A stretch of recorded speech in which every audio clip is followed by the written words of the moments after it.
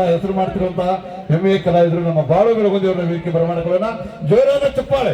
ಈಗ ಬಾಳು ಬೆಳಗುಂದಿಯವರು ಬರಮಾಡಿಕೊಳ್ಬೇಕು. ಸೌಂಡ್ ಸಾಲವಲ್ಲ. ಬಾಳು ಬೆಳಗುಂದಿಯವರ ಅಭಿಮಾನಿಗಳು ಈಗ ಒಂದು ಕೆಲಸ ಮಾಡ್ತೀನಿ ನಾನು. ನಮ್ಮ ಬಿಜಾಪುರ ಕಡೆ ಬಂದ್ರ, ಆ ಕಡೆ ಬಾಗಲಕೋಟೆ ಸೈಡ್ ಬಂದ್ರ, ಕಲಬುರಗಿ ಸೈಡ್ ಬಂದ್ರ ಅವ್ರನ್ನ ಬಹಳ ಪ್ರೀತಿಯಿಂದ ವೆಲ್ಕಮ್ ಮಾಡ್ಕೊಂತಿರ್ತೀವಿ.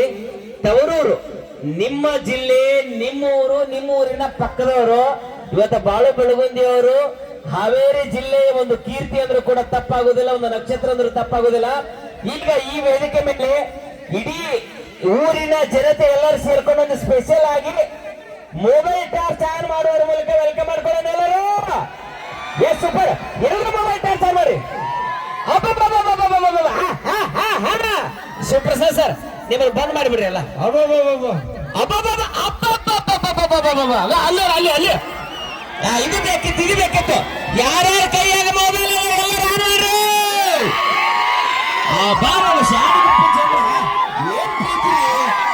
ಹೌದು ಅದ ಅಲ್ಲೇ ನೋಡಿ ಹಿಂದ ನಾನು ನೋಡಲ್ಲ ಇಟ್ಟಕ್ಕ ಎಲ್ಲೆಲ್ಲ ಅಂತ ಗೊತ್ತಿಲ್ಲ.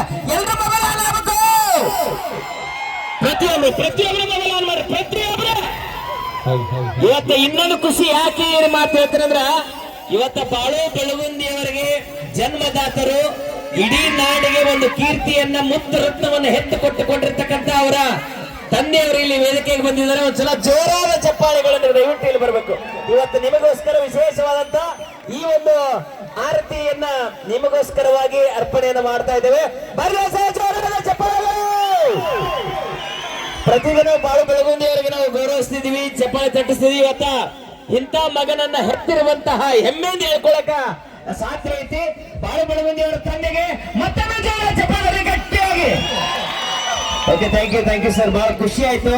ಈ ಪ್ರೀತಿ ಯಾವಾಗಲೂ ಕೂಡ ಹೀಗಿರ್ಲಿ. ಇಂಥ ಮಕ್ಕಳನ್ನ ಹೆತ್ತಿರುವಂತ ನೀವು ಧನ್ಯರು. ಈ ನಾಡಿಗೆ ಕೊಟ್ಟಿರ್ತಕ್ಕಂಥ ಈ ಮುತ್ತು ರತ್ನ ಅವಳ ಅಂದ್ರೂ ಕೂಡ ತಪ್ಪಾಗುದಿಲ್ಲ. ಜಾನಪದ ಲೋಕದೊಳಗೆ ಇಲ್ಲಿ ತನಕ ಯಾವ್ದಾದ್ರು ಒಬ್ಬ ಕಲಾವಿದರು ಸರಿಗಮಪ್ಪಕ್ಕೆ ಹೋಗಿ ಬಂದಾರಂದ್ರ ಅದು ಮೊಟ್ಟ ಮೊದಲಿಗೆ ನಮ್ಮ ಬಾಳು ಬೆಳಗುಂದಿಯವರು. ಬರಲಿ ಜೋರಾದ ಚಪ್ಪಾಳೆಗಳು. Thank you sir, thank you, ಧನ್ಯವಾದಗಳನ್ನು ಹೇಳ್ತಾ ಈಗ ಶುರು ಮಾಡೋಣ. ಸರ್